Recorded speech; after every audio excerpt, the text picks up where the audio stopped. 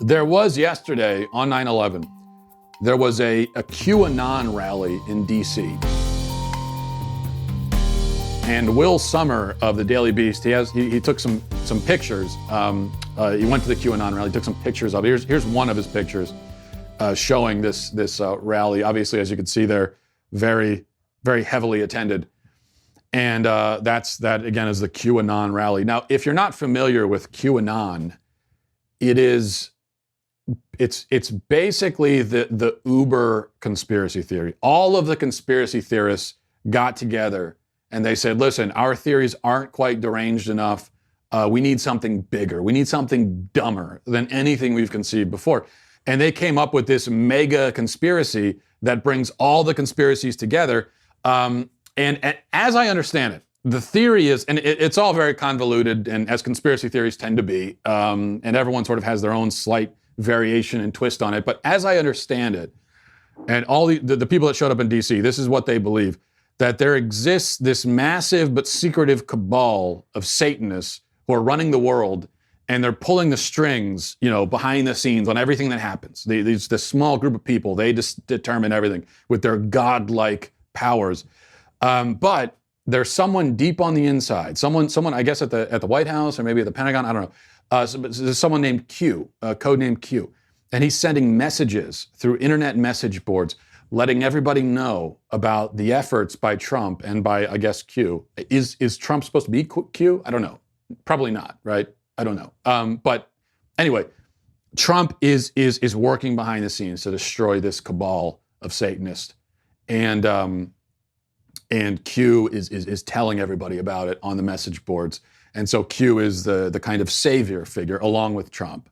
And he tells us all these stories on the message boards, and some people believe it. Now, of course, in reality, if anyone cares about reality anymore, Q is just an internet troll who made up a story and posted it online, provided no evidence, provided absolutely no reason for anyone to believe it. He just said it on a message board, and a bunch of people read it and said, yeah, I'll believe that. Sure, why not?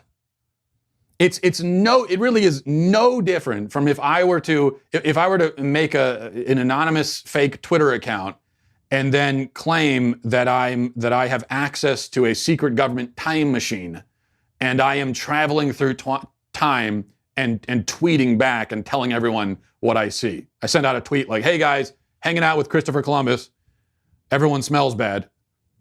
Which, side note, I've always thought that it'd be cool to be in a time machine, but what I always think, when I think about time machines, the first thing I think is how bad everyone must have smelled up until about maybe 1950.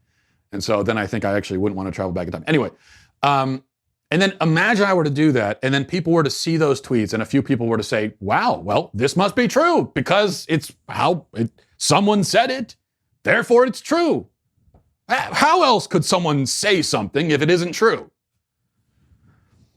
It does. Listen, I'm not trying to join the dog pile on these maniacs, but it does bring to mind a question we've talked about before, but that I find endlessly fascinating, a psychological question of why people go for this stuff. It is certainly a minority of people, and you can tell from that picture there, it's a rather small minority, but it's also it also is a bigger group of people than you would like to believe. Like with the flat Earth thing. I talked about the flat Earth theory a while ago on the show. And I discovered that, yeah, of course, the vast majority of people believe that the Earth is round, but there is still a sizable minority of people who actually believe that the Earth is flat, and that there's a conspiracy among NASA and all these government agencies to delude us to the fact. And so that's the question is, how do people believe this? Why? And the answer, I think, is that we as human beings are amazingly adept at convincing ourselves to believe things that we want to be true. Hey, you right there. Hit the subscribe button right now. Do it right now. I thank you for your compliance.